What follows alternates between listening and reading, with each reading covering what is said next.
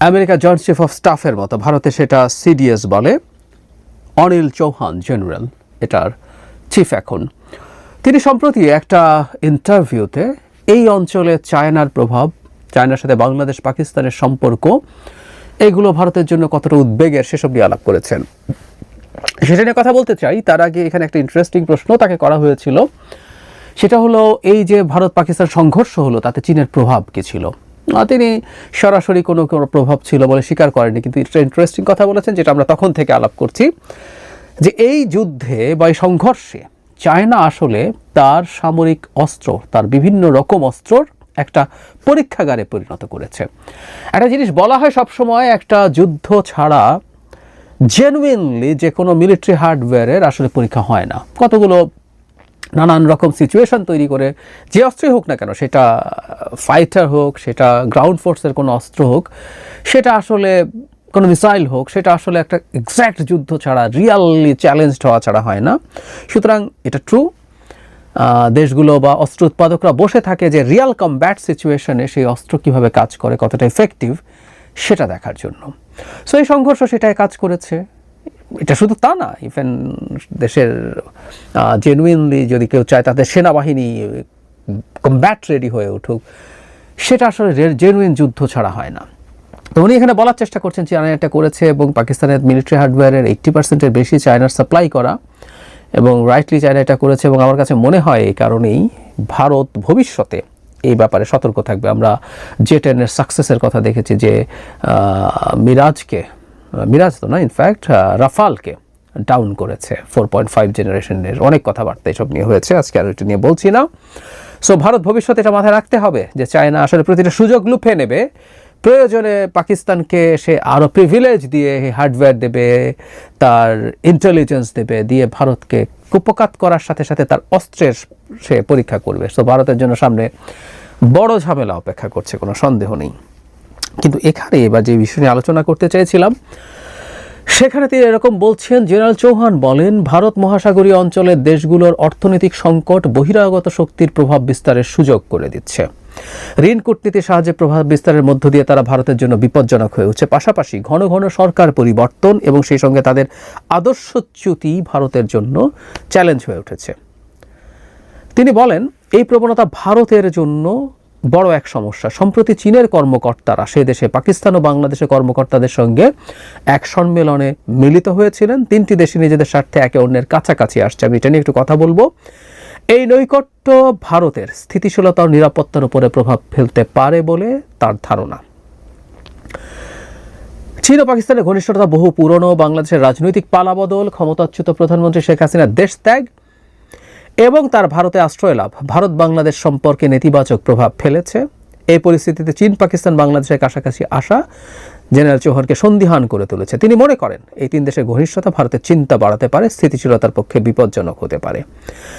আমরা অনেকে হয়তো খেয়াল করেছি, জুন মাসে আমি যে রিপোর্টটা দেখি, এটা 21 জুন, এখানে হেডলাইন এরকম, বাংলাদেশ পাকিস্তানকে নিয়ে চীনের নতুন ত্রিপক্ষীয় জোট, ব্যবসা, বিনিয়োগ, স্বাস্থ্য, পানি সম্পদ সহ নানা খাতে সহযোগিতা নিবিড় করতে বাংলাদেশ পাকিস্তান নিয়ে নতুন একটি ত্রিপক্ষীয় জোট গঠন করেছে চীন। ইউনান প্রদেশের রাজধানী কুনমিংয়ে পররাষ্ট্র সচিব পর্যায়ে আলোচনা হয়েছে, এটা আমরা দেখেছিলাম। সো জেনারেল চৌহান যা বলছেন এরকম একটা ঘটনা আছে, এবং উনি শুধু এটা না, উনি ট্রেডিশনালি চায়না এখন যেটা করছে বেশ কিছু বছর থেকে, যে দেশগুলোর অর্থনৈতিক সংকট আছে বলে বলছে, তাদেরকে চায়না তার লোন ডিপ্লোম্যাসি, বা এটাকে এভাবে কথ্য ভাষায় বলে চেকবুক ডিপ্লোম্যাসির মাধ্যমে তাদেরকে কবজা করছে। এবং তাদের প্রিয় শেখ হাসিনার পতনের পর এখন এই প্রভাব চায়নার বেড়ে যাচ্ছে। এটা ট্রু, চায়না তার সর্বান্তকরণে সর্বোচ্চ চেষ্টা করছে বাংলাদেশের ভবিষ্যতে যারা পলিটিক্যাল স্ফিয়ারে খেলোয়াড় থাকবেন, বিএনপি, জামায়াতে ইসলামী, এনসিপি, শুধু তা না, এর বাইরে গণতন্ত্র মঞ্চ, বিভিন্ন যাকে যাকে প্রয়োজন, যাকে যাকে কোনো না কোনো ক্ষেত্রে যার কিছু না কিছু প্রভাব আছে, তাদের সবাইকে তারা চায়নায় নিয়ে যাচ্ছেন। চায়নার রাষ্ট্রদূত দফায় দফায় বিভিন্ন জনের সাথে বসছেন, বেগম খালেদা জিয়ার সাথে দেখা করেছেন। এই ঘটনাগুলো ঘটছে এবং এটা অনিবার্য ছিল। বাংলাদেশের সাথে যখন ভারত শত্রুতার আচরণ করে, ভারত যখন বাংলাদেশের সাথে ন্যায্য ব্যবসা বাণিজ্য, ওটা চ্যারিটি না, ওটা ব্যবসা বাণিজ্য, ওটা ভারতের নিজেরও লাভ হয়, তার ক্ষতি করে তার দেশের ব্যবসায়ীদেরকে পথে বসিয়ে আমরা যে প্রবচন বলি নিজের নাক কেটে পরে যাত্রাভঙ্গ, সেটা করার মাধ্যমে তারা বাংলাদেশের সাথে শত্রুতা করছে, আর বাংলাদেশ বসে বসে দেখবে। একটা আলাপ একটু আগেও শেষের দিকে করব, একটু বলে রাখি, সেটা হচ্ছে চায়নার সাথে আবার দহরম মহরম কতটুকু করা যাবে সেটা একটা প্রশ্ন। যাই হোক, চায়না অনিবার্যভাবে এই সুযোগ নেবে এবং বাংলাদেশেরও কোনো না কোনো বিকল্প তৈরি করতে হবে। তো আমাদের লোকজনকে চিকিৎসার জন্য যেতে দেওয়া হচ্ছে না। আমি ব্যক্তিগতভাবে কাউকে চিনি যারা কয়েক সাইকেল কেমো নেওয়ার পর পরবর্তীতে ইন্ডিয়ার ভিসা পাচ্ছেন না। ওই কেমো দেওয়ার হিস্ট্রি তার কাছে আছে, কাগজ আছে। তো চায়না এখন কুনমিংয়ে হসপিটাল করে বাংলাদেশের জন্য সহজ ব্যবস্থা করতে চাইবে, খুব স্বাভাবিক। আমাদের যে জিনিসগুলো আমরা ভারত থেকে আনতাম সেগুলো চেষ্টা করবে চায়না দিতে, না হলে পাকিস্তানের সাথে আমাদের এখন সরাসরি জাহাজ যোগাযোগ হচ্ছে, এগুলো তো অনিবার্য। ভারত যে কাজটা করছে, আমি প্রায় বলি, আমেরিকা যখন বাংলাদেশের তখনকার সরকার রেজিম শেখ হাসিনাকে চাপ দিচ্ছে, ভারত একটা কথা বলতো যে শেখ হাসিনাকে যদি অনেক বেশি চাপ দাও সে কিন্তু চায়নার দিকে চলে যাবে। মজার ব্যাপার, ওটা ভারতের পক্ষে ছিল বলে বলছে। এখন যদি ভারতকে আমরা একই কথা বলি, তুমি এই সরকারকে চাপ দিচ্ছ কেন, এই সরকার তো যাবেই। এই সরকার না, ভবিষ্যতেরও কোনো সরকার আসলে ভারতের সাথে যদি মোটামুটি কাছাকাছি একটা সম্পর্ক না পায়, মোটামুটি আত্মমর্যাদার উপরে ভিত্তি করে একটা সম্পর্ক না পায়, সে চায়নার দিকে যাবে। এবং আমি মনে করি বাংলাদেশ এই চায়নার দিকে তার সাড়া দেখিয়ে ভারতকে চাপে ফেলার যে কৌশল নিয়েছে এটা কূটনৈতিকভাবে সঠিক, ভালো আছে। কিন্তু একটা কিন্তু আছে, এই কিন্তুটা একটু বলে রাখা দরকার। চায়নার সাথে সম্পর্কের রেড লাইন কোনটা সেটা আসলে বুঝতে হবে। এটা যারা সরকারে আছেন এখন বা ভবিষ্যতে যারা আছেন তারা আলাপ আলোচনার মাধ্যমে এটা বুঝে নিতে হবে। কারণ সাম্প্রতিক সময়ের ডোনাল্ড ট্রাম্প চায়নার প্রতি যথেষ্ট টাফ। ট্রাম্পকে কেউ যদি বোঝাতে পারেন, ট্রাম্প বুঝতেও পারেন, বা তাদের তো নিজস্ব প্রসেস আছে, এবং সেটা যদি ক্রমাগত কেউ ক্যাম্পেইন করতে থাকে যে বাংলাদেশ পুরোপুরি চায়নার বলয়ে চলে যাচ্ছে, এটা বাংলাদেশের জন্য একটা কূটনৈতিক ঝামেলা তৈরি করার খুবই সম্ভাবনা আছে।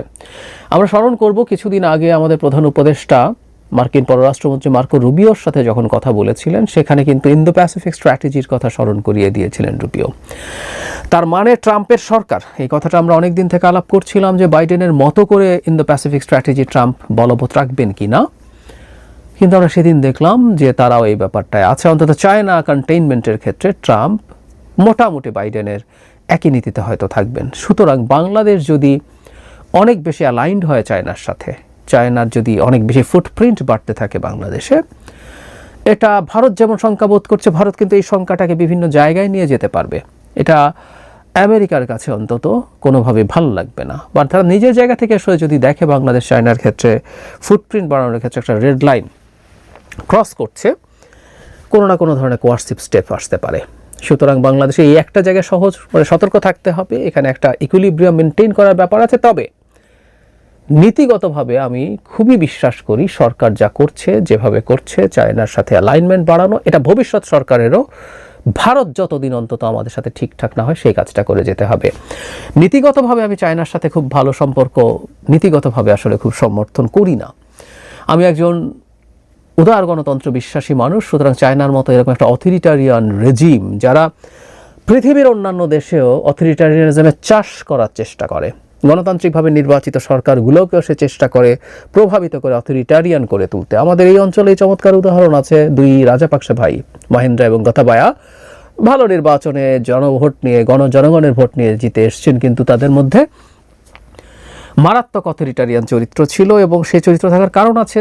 তার যে প্রজেক্ট গছানো বলি আমরা, যেটা প্রফিটেবল কিছু হবে না, সেগুলো গছানো যায় এই ধরনের সরকারকে। সুতরাং তারা সেই চেষ্টা করেছেন। আমরা চায়নাকে আসলে, আমি অন্তত পছন্দ করার জায়গায় ছিলাম না, কিন্তু আমাদের কপাল খারাপ, তথাকথিত গণতান্ত্রিক ভারত বাংলাদেশে যা করেছে, এখন চায়নাকে ডেকে এনে ভারতের একটা কাউন্টার ফোর্স হিসেবে এখানে রাখা, কাউন্টার ওয়েট হিসেবে এখানে রাখা ছাড়া অপশন তো আর দেখা যায় না। বাংলাদেশ যা করছে, যেভাবে করছে, তার জন্য এককভাবে এবং একমাত্র আই রিপিট, ভারতই দায়ী। সুতরাং আজকে তারা যখন নাকি কান্না কাঁদেন, তখন আমার খুব বলতে ইচ্ছে হয় যে আপনারা একটু সরকারকে বলেন, একটু বোঝার চেষ্টা করেন।